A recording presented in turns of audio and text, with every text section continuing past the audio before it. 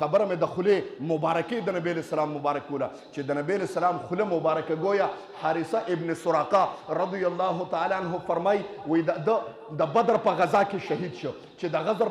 د بدر په غزا کې شهید شو مور او خورې نبی السلام بدر په غزا کې د بدر په غزا کې سراقه ابن حارثه ابن سراقه شهید شو مور او خورې رالل په مدینه منوره کې نبی السلام مبارک ته وجړل د الله رسوله وایه زمونږ زوی د بدر په غزا کې شهید شوی دی جنت ورته میلاو شوی دی که جهنم میلاو شوی دی که جهنم ته تلي د الله رسوله راته ووایي چې ټوله زندګي ورپسې وجاړم او که جنت ته تلي چې خپل زړه له صبر ورکړم د ما محترمو نبی علیه الصلاة والسلام مبارک ورته وفرمایل وی سراقه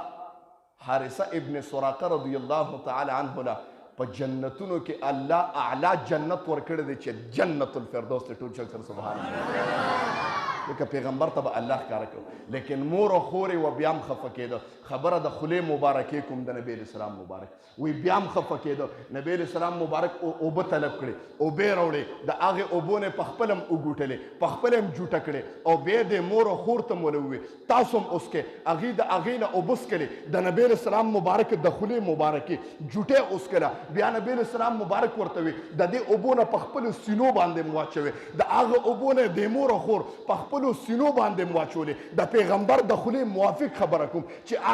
هغه خوله مبارکه د ټول امت لپاره رحمت وه علما کرام فرمایي د سیرت علما لیکي وی په مدینه منوره کې په خوشحاله زنانو کې چې به د چا مثال ورکېده هغه د سراقه د حارثه ابن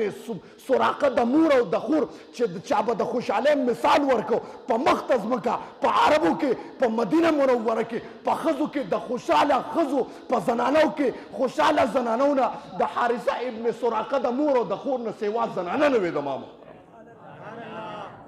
الله دومره لذت بیا ورکړ ټول عمر کې ورته چېته غم نه دی لاحق شوي چېته خفه شوي نه دي بیا ما وی څنګه به خفه کېږي د کوم ذات جوټه څکلې ده د ما محترمه د کوم ذات جوټه په خپله سینه باندې راښکودې ده هغه به څنګه کوي وی عمیره بنت مسعود رضی الله تعالی عنها یو صحابیه ده وی ما نبی السلام مبارک له دعوت وکړ چې نبی السلام مبارک له مې دعوت وکړ نبی السلام زما دعوت له راغی او کېناسته هغه پخوانی ښځه وي دعوتونه به الله ولو خلق لا علماء لا انبیاء لکون وی چې څنګه راغی نبی السلام مبارک ما ورته غوښه اډوکي والا غوښه وړاندې کړه خبرې ته توجه کوئ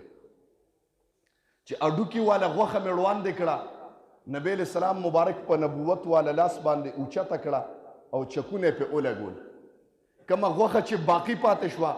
خوا کې بلا ماشومان ناستو نبی علیہ السلام مبارک په د خولې مبارکې نه پوټې راغسته د هر ماشوم په خوله کې به اچو وی هغه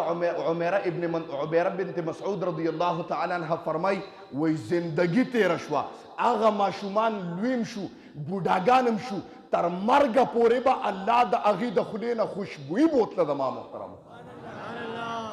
نبی السلام داسې اندازو ځکه حسنه گویا چې تنده ماتېږي د نبی السلام په ذات په دیدار مصطفی باندې تنده ماتېږي انسان چې به ډېر اوږي شو صحابه چې به ډېر اوږي شو او دیدار مصطفی به وکړه ما خبره د عمر فاروق کوله چې دیدار مصطفی به وکړه د ما محترمو لوږه به هم ختمه شو تنده به هم ختمه شو ټول څوک سره سبحان الله ځکه د نبی السلام داسې ذات مبارک وکړه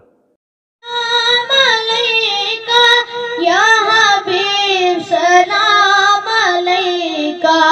سلام